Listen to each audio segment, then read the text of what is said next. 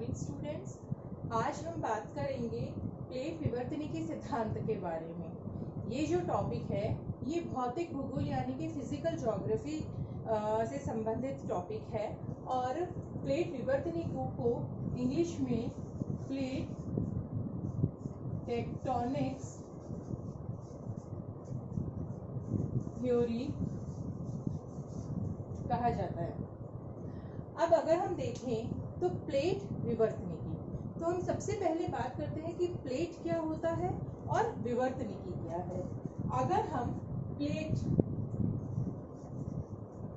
देखें तो प्लेट जो है ये स्थलीय दृढ़ भूखंड है, यानी कि ये स्थलमंडल से बनी हुई है और जो कि विशाल और अनियमित आकार संरचना वाली स्थलीय दृढ़ भूखंड जो है वो प्लेटें कहलाते हैं।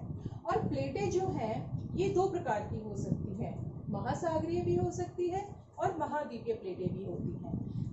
ये निर्भर करता है कि जो प्लेट है, जो वो स्थलीय दृढ़ भूखंड है, उसका अधिकांश भाग किससे बना हुआ है। महाद्वीपीय भाग अगर अधिक है उस पे तो वो महाद्वीपीय प्लेट कहलाएगी, और अगर उस प्लेट जो है उसका नीचे का जो भाग है वो महासागर से बना हुआ है तो वो प्लेट महासागरीय कहलाएगी। अगर हम उदाहरण देखें तो प्रशांत प्लेट जो है वो एक महासागरीय प्लेट है और यूरेशियन प्लेट, अमेरिकन प्लेट जो है वो महाद्वीपीय प्लेट है।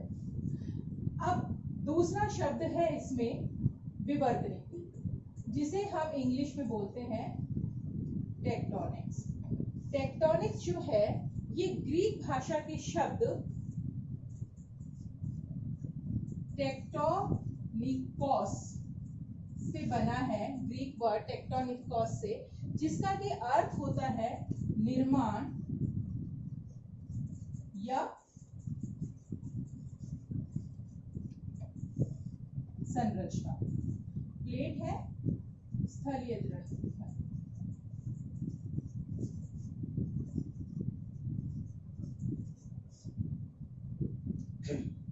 टेक्टोनिक्स यानी कि संरचना या निर्माण।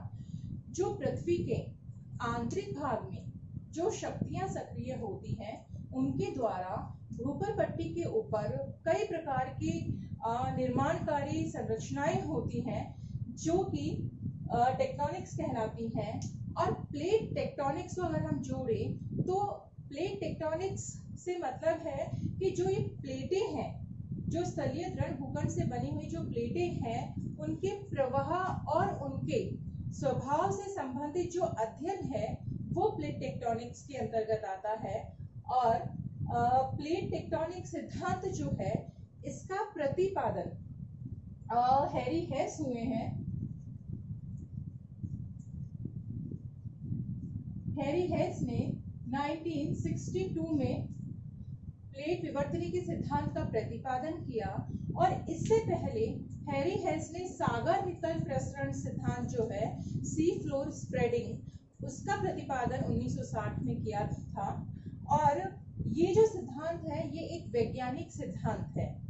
रॉबर्ट डब्ल्यू क्रिस्टोफर जो हुए हैं उनके अनुसार प्लेट विवर्तनी के सिद्धांत जो है ये महाद्वीपीय प्रवाह सिद्धांत, सागर नितल प्रसरण सिद्धांत और पृथ्वी के ऊपर जो विभिन्न भूकंपीय गतिविधियां हैं, ज्वालामुखी गतिविधियां हैं और विभिन्न स्थलाकृतियों का निर्माण से संबंधित, भू आकृतियों के निर्माण से संबंधित जो भी अनसुलझी समस्याएं हैं उनके समाधान की दृष्टि से ये जो सिद्धांत है ये एक मील का पत्थर साबित हुआ है, और इसने इन सब से संबंधित जो समस्याएं हैं उनके समाधान में बहुत महत्वपूर्ण भूमिका निभाई है।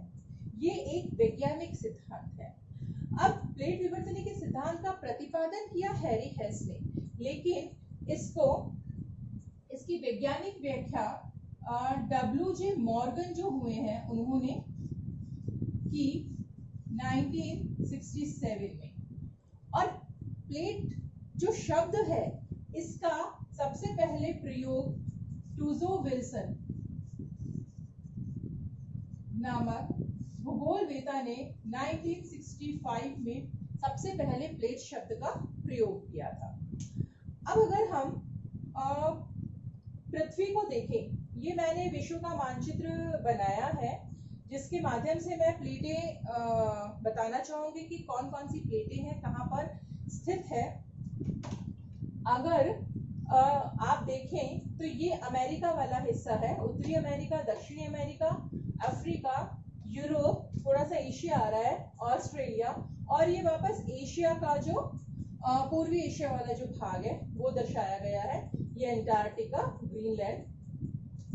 डब्ल्यू.जे. मॉर्गन जो है, इन्होंने कहा कि जो स्थलमंडल है, जो पृथ्वी है, वो विभिन्न प्लेटों से मिलकर बनी है। प्लेटें जो है वो लिथोस्फेयर यानी कि स्थलमंडल से बनी है, और जो लिथोस्फेयर से बनी हुई ये प्लेटें हैं ये गतिशील है। इनमें से ऐसा नहीं कि कुछ प्लेटें गतिशील है और कुछ नहीं है, बल्कि सभी प्लेटों में गति है, सभी प्लेटें गतिशील हैं और ये निरंतर गतिशील है। प्लेटें जो है लिथोस्फेयर से बनी है, और ये एस्थेनोस्फेयर यानी कि लिथोस्फेयर के नीचे जो एस्थेनोस्फेयर है, जिसे हम हिंदी में दुर्बलता मंडल भी कहते हैं, उसके ऊपर ये तैर रही है। और इन प्लेटों को ऊर्जा का जो स्रोत है वो नीचे मेंटल के अंदर जो घनत्व और दबाव, घनत्व और तापमान में जो अंतर है उसके द्वारा ऊर्जा जो है वो प्राप्त होती है। उसके बारे में हम आगे बात करेंगे। अब प्लेटें अगर हम देखें तो मॉर्गन के अनुसार, मॉर्गन ने 6 बड़ी प्लेटें और उसके अलावा कुछ छोटी प्लेटों के बारे में बताया है। सबसे पहले बड़ी प्लेटें देखें हम, ये जो अमेरिका है, उत्तरी और दक्षिणी अमेरिका, ये है अमेरिकन प्लेट।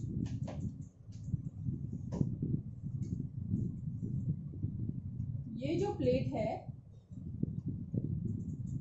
ये अमेरिकन प्लेट, उत्तरी अमेरिका दक्षिणी अमेरिका मिला के अमेरिकन प्लेट है।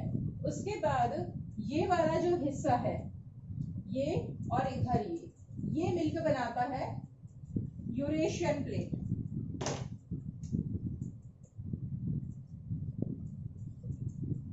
यानी यूरोप और एशिया से मिलकर बनी है ये प्लेट। ये अफ्रीकन प्लेट,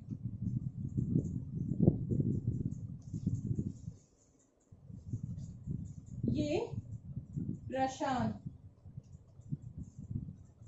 प्लेट, ये अंटार्कटिका प्लेट, अंटार्कटिका महाद्वीप है यहाँ पर,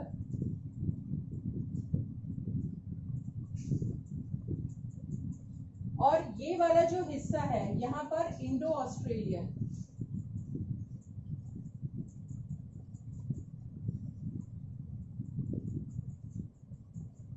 जिसमें भारत, ऑस्ट्रेलिया, ये वाला हिस्सा आता है, इसका आधा हिस्सा इस तरफ है।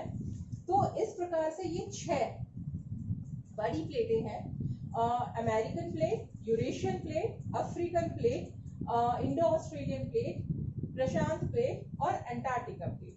इस प्रकार ये 6 बड़ी प्लेटें हैं, और इन प्लेटों के अलावा कुछ छोटी प्लेटें भी हैं। वो अगर हम देखें तो यहाँ पर फिलीपाइंस प्लेट, यहाँ पर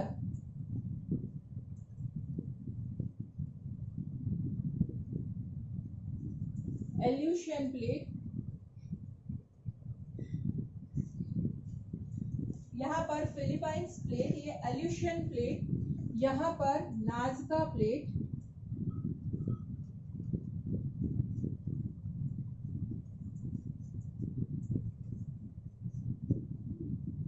यहाँ पर कोकोस प्लेट, यहाँ पर जुआन डी फूका प्लेट, ये कैरोलिना प्लेट,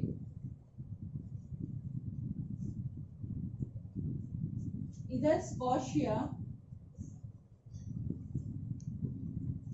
प्लेट, ये अरेबियन प्लेट। ये जो है ये छोटी प्लेटें हैं जिसमें Carolina, Philippines, एल्यूशियन, Juan de Fuca, Cocos plate, Nazca, Scotia, Arabian, ये सारी प्लेटें आती हैं। अरेबियन प्लेट जो है वो इधर बड़ी अफ्रीकन प्लेट और यूरेशियन प्लेट के बीच में है। इधर हम देखें नाज़का जो है ये अमेरिकन और प्रशांत प्लेट के बीच में है। कोकोस भी ऐसे ही है। जुआन डी फूका भी अमेरिकन और पूर्वी प्रशांत प्लेट के बीच में स्थित है। यहाँ पर ये यूरेशियन और प्रशांत प्लेट के बीच में एल्यूशियन, फिलीपींस ये प्लेटें स्थित है। तो इस प्रकार जो है कुछ बड़ी प्लेटें हैं और कुछ छोटी प्लेटें हैं। इसमें अगर हम बड़ी प्लेटों में देखें तो प्रशांत प्लेट जो है ये महासागरीय प्लेट है और इसके अलावा जो ये है ये अधिकांश प्लेटें जो हैं वो महाद्वीपीय प्लेट हैं। अब इन प्लेटों की अगर हम बात करें तो प्लेटों में जितनी भी गति होती है वो मुख्य से इनके किनारों के सहारे होती हैं और इनके जो किनारे होते हैं वो बहुत अधिक महत्वपूर्ण होते हैं।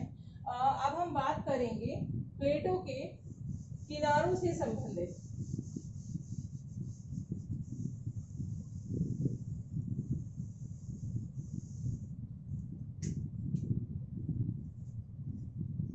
प्लेट किनारे, प्लेटों के जो किनारे हैं इनको 3 श्रेणियों में बांटा जाता है। पहला रचनात्मक किनारा,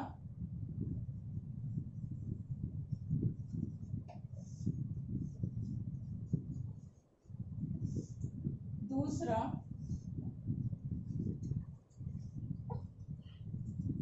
विनाशात्मक किनारा और तीसरा है रूपांतरण या संरक्षी किनारा। इनके बारे में अभी हम विस्तार से बात करेंगे। ये मैं इसलिए बताना चाह रही हूँ कि इस मैप में मैंने 2 प्रकार के किनारे दिखाए हैं। ये जो रेड लाइन है यहाँ से ये सारा जो है ये विनाशात्मक किनारा है, विनाशात्मक किनारा है। और ये जो ग्रीन लाइन आ रही है ये रचनात्मक किनारा है। अगर आप देखें तो ये यहाँ से ऑस्ट्रेलिया के नीचे से शुरू होकर यहाँ पे और ये मध्य महासागरीय कटक के रूप में अटलांटिक महासागर के बीच में से और फिर इस तरह से जा रहा है। और ये वाली जो प्रशांत महासागर के चारों ओर का जो भाग है ये आपको पता होगा रिंग ऑफ फायर के नाम से जाना जाता है, क्योंकि यहाँ पर ज्वालामुखीय और भूकंपीय क्रियाएं, गतिविधियां जो है वो बहुत अधिक सक्रिय होती हैं। ये वाला क्षेत्र जो है ये भूकंपीय और ज्वालामुखी की दृष्टि से सक्रिय क्षेत्र है और इसी वजह से इसको रिंग ऑफ फायर के नाम से जाना जाता है। अब हम इन किनारों के बारे में एक एक के बारे में अब हम बात करेंगे।